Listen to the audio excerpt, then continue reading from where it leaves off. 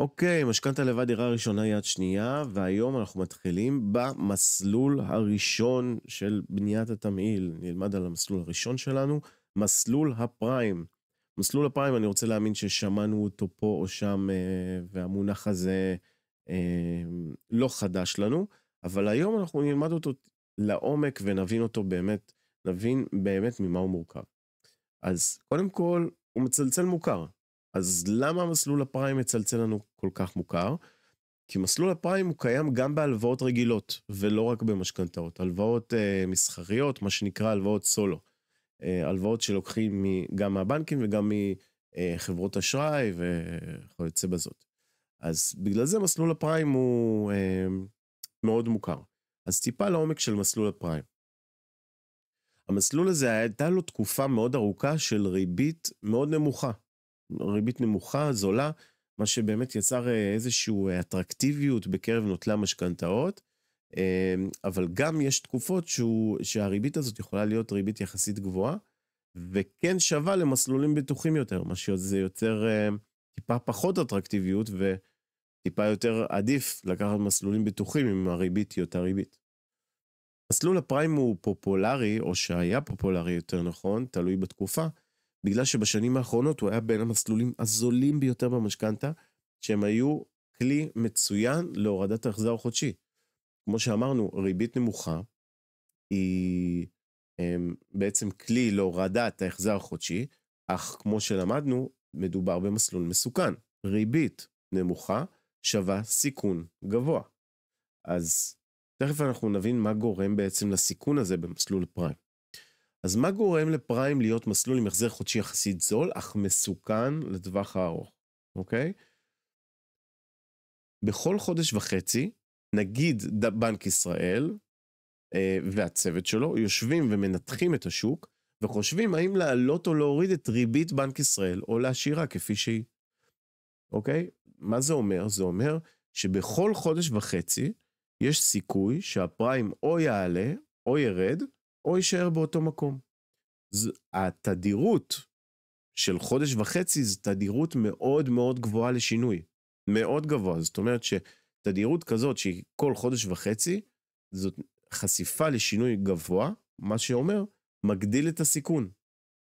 אוקיי? אז מסלול הפריים, בגלל החשיפה שלו לשינוי כל חודש וחצי, הוא נחשב מסלול בעל סיכון גבוה. אוקיי? בגלל החשיפה הגבוהה לשינויים, הוא נחשב מסלול ללא כנסות. יופי. אז ממה מורכב בעצם מסלול הפריים? יש נוסחה מאוד מאוד פשוטה. אנחנו נתחיל בריבית בנק ישראל, שזאת הריבית בעצם שבנק ישראל מעלה או מוריד או משאיר אותו כפי שהיא כל חודש וחצי, פלוס 1.5%, שזה מרווח קבוע שאינו משתנה לעולם, והתוצאה היא פי, מה שנקרא פריים.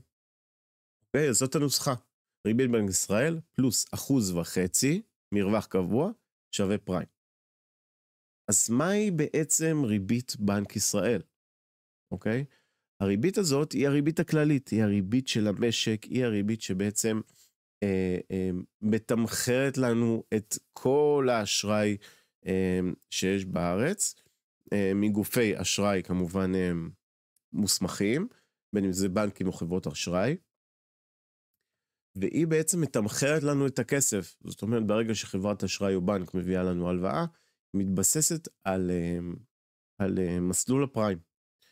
בנוסף לזה, ריבית בנק ישראל היא נועדה להיות איזשהו כלי לאיזון של הכלכלה והמשק, שעצם זה שאנחנו מורידים את הריבית ומעלים אותה, יכולים לקרות כמה דברים. וזה מתחיל ככה. כאשר הריבית נמוכה, קל יותר וזול יותר לקחת אשראי, וכך משקי הבית קונים יותר ומניעים את הכלכלה. זאת אומרת, כשהמחיר של הכסף הוא זול, קל יותר לקחת אשראי ולקנות. כשהריבית גבוהה, מחירי ההלוואות יקרים יותר, הצריכה יורדת, ומשקי הבית קונים פחות וחוסכים יותר. למה בעצם לבנק ישראל יש את הכלי הזה של להוריד ולהעלות את הריבית? הסיבה היא לשרת את המדינה מבחינה כלכלית. צריך ליצור איזון במחירים ובמשק. כל העלייה והורדה של הריבית היא בעצם מונעת עליות מחירים קיצוניות, אבל מנגד בנוסף גם שואפים לאיזושהי צמיחה כלכלית, אוקיי? אז בסוף הפריים ומסלול הפריים וריבית בנק ישראל זה הכלי המשפיע ביותר לאיזון של הכלכלה, אוקיי? אחרי ריבית בנק ישראל נחזור רגע לפריים. כמו שאמרנו, הנוסחה של הפריים זה ריבית בנק ישראל פלוס 1.5% שווה פריים. ומה זה בעצם המרווח הקבוע הזה? המרווח הקבוע זה הרווח הבסיס של אותו בנק מסחרי. זאת אומרת, הבנקים רוכשים את הכסף מבנק ישראל בריבית בנק ישראל, אוקיי? ו1.5% זה הרווח ההתחלתי בעצם, הבסיסי של כל הבנקים שנועד להיות שווה בשווה. מעבר לכך, לכל הורדה ועלייה של ריבית בנק ישראל, אנחנו מוסיפים 1.5%, וזה מה שיוצא הפריים שלנו. וניקח דוגמה. אם ריבית בנק ישראל לצורך הדוגמה היא 4.75%, כשאנחנו מוסיפים 1.5% לריבית זו, אנחנו נקבל ריבית פריים בגובה של 6.25. אוקיי? זה בעצם סוג של דוגמה לאיך לחשב את ריבית הפריים. כמובן שריבית הפריים היא משמשת כבסיס לתמחור הלוואות המשכנתא מהבנקים.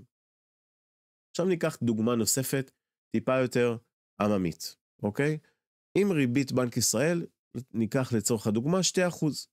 עשינו סקר שוק מבחינת מסלולי המשכנתא, ובדקנו מי יכול לתת את מסלול פריים הזול ביותר. קיבלנו הצעה מבנק להלוואה בריבית פריים מינוס 0.5%. מה זה אומר פריים מינוס 0.5%? זה אומר ריבית בנק ישראל, שזה 2%, פלוס 1.5% מרווח קבוע, כמו שלמדנו, וככה יוצא לנו הפריים עצמו, אבל ההצעה מהבנק היא בעצם מינוס 0.5%. אז אנחנו מורידים מהתוצאה כאן 0.5% כפי שהבנק הציע לנו, והתוצאה היא 3%. זאת הריבית שנקבל בפועל על ההלוואה שלנו, אוקיי? פריים מינוס 0.5%, בדוגמה של ריבית בנק ישראל היא 2%, פריים מינוס 0.5% זה יוצא 3%, אוקיי? זאת התוצאה. אז בואו נסכם רגע את מסלול הפריים, אוקיי? פריים זה הדבר הראשון, גובה ריבית הבסיס לתמחור של ההלוואות, אוקיי? בדרך כלל, תלוי בתקופה, ריבית הפריים היא ריבית זולה יותר מהממוצע בשוק, אך חשוב לזכור שהיציבות של אותו מסלול היא נמוכה. היא יכולה להשתנות כל חודש וחצי על ידי בנק ישראל. זה מה שגורם לפריים להיות מסלול יחסית מסוכן. והדבר האחרון זה מסלול שהוא ללא קנסות. אז כן שווה לפרוע אותו אם אנחנו לא רוצים לספוג קנס. אז זה הסרטון על מסלול הפריים כרגע, ובסרטונים הבאים אנחנו נלמד על שאר המסלולים, אז נתראה בסרטון הבא.